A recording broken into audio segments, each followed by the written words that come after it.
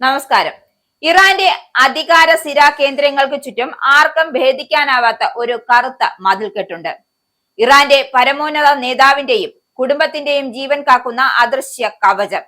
Middle ഈസ്റ്റിൽ ഇസ്രായേലും അമേരിക്കയും ആക്രമണം ഘടിപ്പിക്കുമ്പോൾ ലോകം മുഴുവൻ ഉറ്റുനോക്കുന്നത് അലി ഖമേനിയുടെ കുടുംബത്തിനു നേരെയാണ്.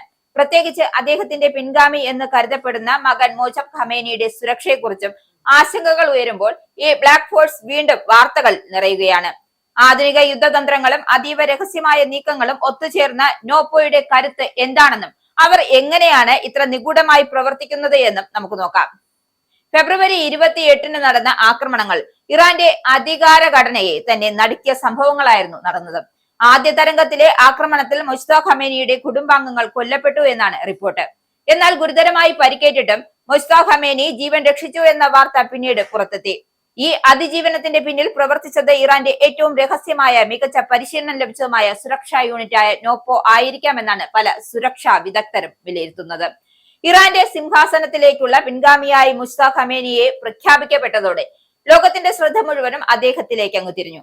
സംഘർഷവും ആക്രമണങ്ങളും നിറഞ്ഞ ഒരു കഠിന കാലഘട്ടത്തിലേക്ക് അദ്ദേഹത്തിന്റെ രാജ്യത്തിന്റെ നേതൃത്വ സ്ഥാനത്തേക്ക് ഉയർന്നു. അതുകൊണ്ട് തന്നെ സുരക്ഷാ കാരണങ്ങളാൽ അദ്ദേഹം പൊതുജനങ്ങൾക്ക് മുന്നിൽ പ്രത്യക്ഷപ്പെടാതെ തുടരുകയാണ്. ഇറാന്റെ പുതിയ പരമോന്നത നേതാവ് എന്ന നിലയിൽ അദ്ദേഹം നൽകിയ ആദ്യ സന്ദേശം പോലും സുരക്ഷാ പ്രോട്ടോകോളുകൾ കണക്കിലെടുത്താണ് വാർത്താ അവതാരകന്റെ ശബ്ദത്തിലൂടെ ലോകം കേട്ടത്. മുജ്തബയെ ഒരു രഹസ്യ ആയുധം പോലെ മറച്ചു പിടിക്കുന്നതിലൂടെ അദ്ദേഹത്തിന് ചുറ്റും ലോകത്തെ ഏറ്റവും വലിയ നിഗൂഢതയുടെ കവചം തീർക്കാൻ ടെഹ്റാന് സാധിച്ചു. ശത്രുക്കളുടെ ചാരക്കണ്ണുകൾക്ക് പിടികൊടുക്കാതെ ഏറ്റവും നിർണായകമായ സമയത്ത് മാത്രം ലോകത്തിനു മുന്നിൽ പ്രത്യക്ഷപ്പെടാനുള്ള ഈ നീക്കം ഇറാന്റെ തന്ത്രപരമായ ധീരതയുടെ അടയാളം കൂടിയാണ്. മുജ്തബയുടെ ഓരോ ശ്വാസവും ഇറാന്റെ രാഷ്ട്രീയ ഭാവിയെ സംബന്ധിച്ചിടത്തോളം നിർണായകമാണ്. അദ്ദേഹം ജീവനോടെയുണ്ടോ അതോ നിശബ്ദതയിലേക്ക് പിന്നീട് മറ്റൊരു ചരിത്രം എഴുതപ്പെടുകയാണോ? ഉത്തരമില്ലാത്ത ഈ ചോദ്യങ്ങൾക്ക് മുകളിലാണ് നോപ്പോ തീർത്ത സുരക്ഷാ കവചം അത്രമേൽ ശക്തമാണ് എന്ന് തെളിയിക്കുന്നത്. ഇറാന്റെ അധികാര തുടർച്ചയുടെ വിധി ഇപ്പോൾ നിലനിൽക്കുന്നതും ഈ അതീവ രഹസ്യപ്പടയുടെ കൈകളിലാണ്. നോപ്പോ എന്ന പേരിൽ ഫാർസി ഭാഷയിൽ നിരൗ വിജയ് പാദ്സൺ വെൽനൈ എന്ന പേരിൽ ചുരുക്കപ്പേരാണ്. ഏകദേശം ഭരണകൂടത്തെയും പരമോന്നത നേതാവിനെയും സംരക്ഷിക്കുന്ന ഒരു പ്രത്യേക സേന എന്നാണ് ഇതിനർത്ഥം.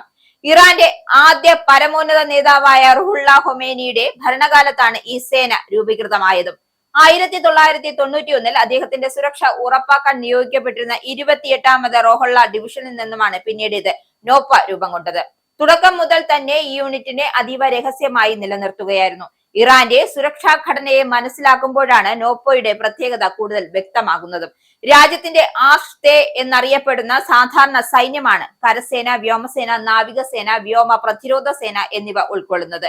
ഇതിനു പുറമെയാണ് 1979-ലെ ഇസ്ലാമിക വിപ്ലവത്തിന് ശേഷം രൂപീകരിക്കപ്പെട്ട മറ്റൊരു ശക്തമായ സൈനിക സംഘടനയാണ് ഇസ്ലാമിക് റവല്യൂഷണറി ഗാർഡ് കോർപ്സ്.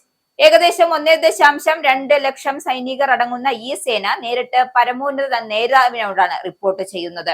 എന്നാൽ നോപ്പോ IRGC-നോടും സാധാരണ സൈന്യത്തോടും വ്യത്യസ്തമായാണ് വളരെ ചെറുതും പ്രത്യേകതയുള്ളതുമായ എലൈറ്റ് യൂണിറ്റ് ആണ്.